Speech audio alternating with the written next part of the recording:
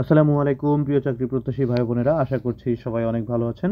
ইসলামী bank related যতগুলো video আমি upload করেছি তার মধ্যে অনেকেই কমেন্ট করেছেন যে ইসলামী ব্যাংকে যে বন্ড সই নিয়ে বলা হয়েছে বা বন্ড সিগনেচার নিয়ে যা বলা হয়েছে সেই সম্পর্কে বিস্তারিত একটু বললে ভালো হতো। আচ্ছা, এটা নিয়ে আমরা আজকে একটু কথা বলবো। যাদের কাজে লাগবে তারা পুরোটাই একটু দেখবেন কষ্ট করে, আর যাদের দরকার নেই তারা এটা স্কিপ করতে পারেন, সমস্যা নেই। এখন বিষয় হচ্ছে যে প্রথমেই আপনাকে চিন্তা করতে হবে যে আপনি আসলে জয়েন করবেন কিনা। ধরেন আপনার একটা ভালো অপরচুনিটি আছে সামনে আরও ভালো কিছু করার, তো সেই ক্ষেত্রে একটু ধৈর্য ধরে 3-4 মাস বা 1 বছর যদি আপনার লাগে তাহলে দাঁত কামড়ে সেই চাকরিটার জন্য আসলে চেষ্টা করুন, কারণ এটা হচ্ছে একটা প্রাইভেট জব। তো এটার সিকিউরিটি কেমন, এটা তো আপনারা মোটামুটি ভালো করেই জানেন। তো ধরেন আপনার জয়েন করতেই হবে, তো সেই ক্ষেত্রে বন্ড শোয়ের ব্যাপারটা কিন্তু সামনে চলে আসে। অ্যান্ড এরকম 50-100 টাকা বা 200 টাকার যে স্ট্যাম্প পেপার আছে সরকারি, সেই স্ট্যাম্পের উপরে ইসলামী ব্যাংক কিছু নীতিমালা লিখে দিবে, এখানে কিছু নীতিমালা লিখে দিবে। তো সেই নীতিমালাগুলোকে আপনার খুব ভালো করে পড়তে হবে, কারণ প্রত্যেক বছরই এবং প্রত্যেক ধরনের ভিন্ন ধরনের যে চাকরিগুলো আছে প্রত্যেকটাতেই ভিন্ন ধরনের নীতিমালা কিন্তু থাকে। তো সেই নীতিমালাগুলোকে আপনার খুব ভালো করে পড়ে তারপরে বন্ড সিগনেচার করতে হবে। এখন বিষয় হচ্ছে যে বন্ড সিগনেচার আসলে কী ধরনের হয় সেটা আমরা একটু বলার চেষ্টা করি।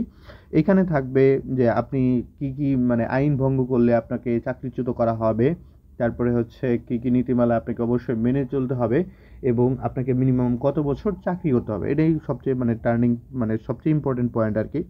তো মিনিমাম আপনাকে চাকরি করতে হবে 2 থেকে 5 বছর। এটা আসলে জবের সিস্টেম ভেদে ভিন্ন হয় এবং অন্য অন্য ব্যাংক ভেদেও কিন্তু আসলে ভিন্ন হয়। তো 2 থেকে 5 বছর আপনার এখানে মিনিমাম চাকরি করতে হবে, কারণ আমরা জানি যে প্রবেশন পিরিয়ড হচ্ছে 2 বছর। আচ্ছা, এই 2 থেকে 5 বছরের মধ্যে যদি আপনি চাকরি শেষ না করে চলে আসেন তাহলে সেক্ষেত্রে কী হবে। সেখানকার নীতিমালায় এরকম থাকে যে আপনাকে মান্থলি হিসাব করা হবে। যেমন ধরেন আপনার মিনিমাম চাকরি করতে হবে 2 বছর, তো সেই ক্ষেত্রে টোটাল মাস দাঁড়াচ্ছে 24 মাস। অ্যান্ড আপনি ধরেন 18 মাস চাকরি করলেন, বাকি 6 মাস আপনি করলেন না, তাহলে সেক্ষেত্রে কী হবে। এই যে 6 মাস যে করলেন না, ধরেন আপনার বেসিক স্যালারি হচ্ছে 30,000 টাকা, হ্যাঁ। তো 30,000 টাকায় বেসিক স্যালারি হলে 6 মাসে কত হবে, আপনার 1,80,000 টাকা হবে। তো এইখানে বন্ডের যে নিয়ম সেই অনুসারে আপনাকে এই 6 মাস আগে চাকরি ছেড়ে দিলে 1,80,000 টাকা জরিমানা দিয়ে তারপরে এখান থেকে চলে আসতে হবে।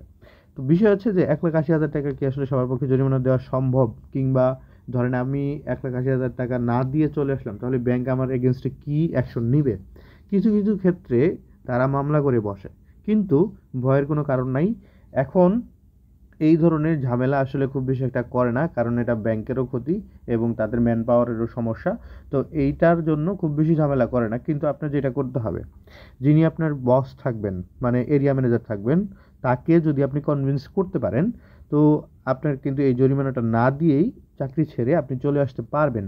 তবে 2-1 মাসের আপনার পানিশমেন্ট, কিংবা দেখা গেল আপনি 2-1 মাস চাকরি করবেন, সামনে আপনাকে বলে দিবে যে এই 2 মাস আপনি চাকরি করেন, আপনি কোনো বেতন পাবেন না, এটা হচ্ছে আপনার জরিমানা। এই যে জিনিসগুলো কিন্তু মেনটেন করে তারপরে ওইখান থেকে এই বন্ডের ঝামেলা থেকে চলে আসা যায়।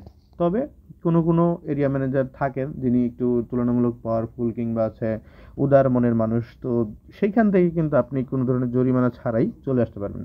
আচ্ছা, আরেকটা খুবই গুরুত্বপূর্ণ বিষয়, ধরেন আপনি এখানে চাকরি করতেছেন, টিএও ক্যাশ বা টিএওতে আপনি চাকরি করতেছেন। তো এই চাকরিটা 2 বছর বা 18 মাস আপনি করছেন, তো এটা তো আপনার এক্সপিরিয়েন্স হলো, তাই না। অন্য একটা ব্যাংকে যদি যান তো এই এক্সপিরিয়েন্স দেখালে কিন্তু আপনাকে নেওয়ার পসিবিলিটি বেশি। কিন্তু যদি আপনি এই বন্ড অনুসারে পূর্ণ মেয়াদ শেষ না করেন, ধরেন মিনিমাম 2 বছর এইটা শেষ না করেন, তাহলে কিন্তু তারা এই এক্সপেরিয়েন্সড যে সার্টিফিকেট থাকে, ব্যাংক আপনি ওই রেজিগনেশন দেওয়ার পরে কিন্তু ব্যাংক আপনাকে এই এক্সপিরিয়েন্স সার্টিফিকেটটা কিন্তু দিবে না। ঠিক আছে। তো এই জায়গায় কিন্তু একটা বড় সমস্যা, আপনি ধরেন এটা শেষ 1 মাস আগেও যদি ছেড়ে দেন চাকরিটা, তাহলে কিন্তু এই যে অভিজ্ঞতার যে সনদটা সেটা কিন্তু আপনি পাবেন না। এটা হচ্ছে একটা বড় ধরনের লস। তো যাই হোক, এইগুলো হচ্ছে ছোটোখাটো আলোচনা। এর বাইরেও যদি আরও কারো কিছু মানে জানার থাকে তাহলে কমেন্ট করে জানাতে পারেন। আর হ্যাঁ, অনেকেই কমেন্ট করে মানে কান ঝালাপালা করে ফেলতেছেন বা চোখ ঝালাপালা করে ফেলতেছেন যে রেজাল্ট কবে দিবে, রেজাল্ট কবে দিবে। আসলে ভাই এটা তো একটা লেংদি প্রসেস। আপনাদের একটু মনে রাখতে হবে যে এই নিয়োগটা অনেকটাই মানে বেসরকারি চাকরি হলেও অনেকটাই সরকারি মানে সিস্টেমের মধ্যে আসলে নিয়োগ দিচ্ছে। সো সময় লাগবে একটু।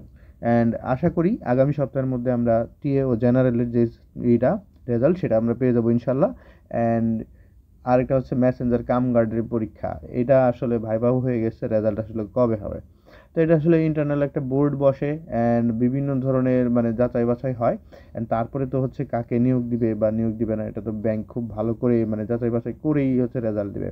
সো খুব বেশি হতাশার কিছু নাই। এই মাসের মধ্যে ইনশাল্লাহ টিও ক্যাশ এবং হচ্ছে মেসেঞ্জার কাম গার্ডের নিয়োগ হয়ে যাওয়ার কথা, অ্যান্ড জেনারেলেরটাও হয়ে যেতে পারে। তো আপনারা সবাই ভালো থাকুন, সুস্থ থাকুন। আর কার কার জব হবে আপনারা একটু কমেন্টে আমাদেরকে জানিয়ে দিবেন পরবর্তীতে। তো দেখা হবে পরবর্তী কোনো ভিডিওতে। ততদিন ভালো থাকবেন, সুস্থ থাকবেন। আল্লাহ হাফেজ।